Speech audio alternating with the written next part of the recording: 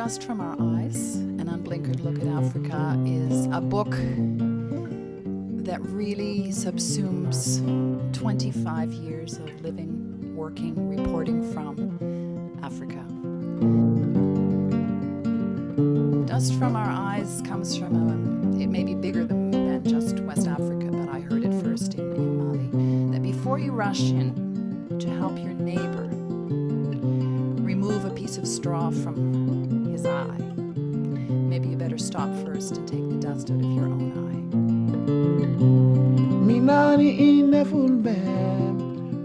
It kind of sums up my feeling that an awful lot of the people who want to, quote, help Africa might do well to sit and look a little bit at their own countries. An awful lot of Africa's problems do not have their roots in Africa. They have their roots in the World Trade Organization, which is basically run by the powerful industrialized countries, with the Bretton Woods institutions, the World Bank, and the International Monetary Fund, which are also run essentially by the Western industrialized nations, and increasingly also meddling coming from China, resource-hungry China, which is just doing the same thing the West has done since time immemorial in Africa, which is get cheap resources. If you look where there's conflict and where you find those situations, you'll find there's been political meddling and perhaps resource extraction, because resource extraction in Africa is tied to conflict almost everywhere.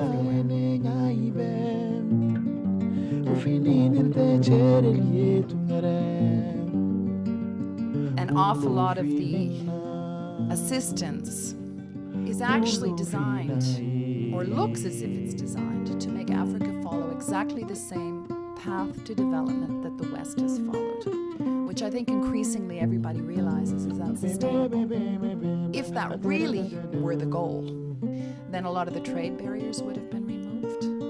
We would not be taking so many things from Africa. We would not be supporting leaders who oppress their own people, making sure that they win elections, because not much has changed since the Cold War.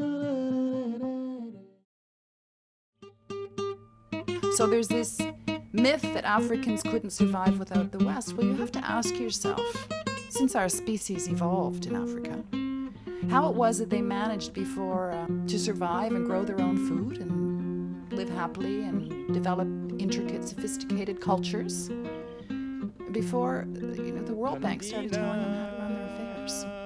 Those are some of the myths that I explore in this book, and some of the paradoxes that I explore in this book. That for an awful lot of people in North America, Africa is one country.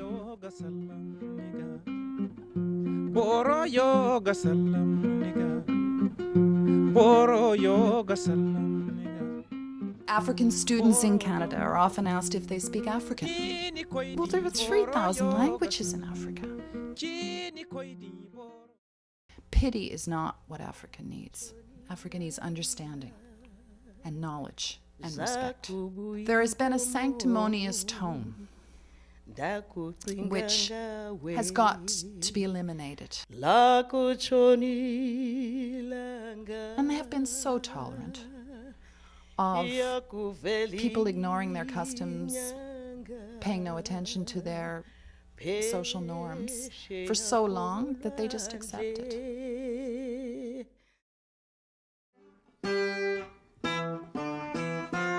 I don't think that people are going to willingly give up things, and there's this idea that technology is going to get us out of this environmental climate change mess.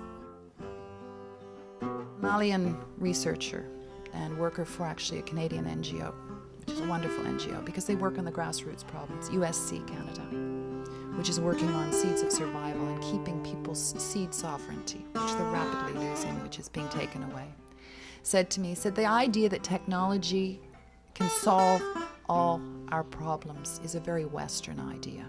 If everybody wanted to live the way we lived in North America, we would need 5 more planets. If it weren't for the fact that climate change were hitting the poorest people the hardest, those people are really going to suffer. And there will be turmoil. But I also do believe that the people best able to withstand what we call hardship, who live off the land and who still use natural products, who have not become dependent on all of the things that we depend on. I think those people are probably going to be the best able to confront what may be coming ahead in this century. So that's what the dust from your eyes is all about. Before we actually go over there, we should sit and look carefully at ourselves. We want them to be just like us, but we're not giving them the means to be like us. We're not giving them the means to have the true democracies.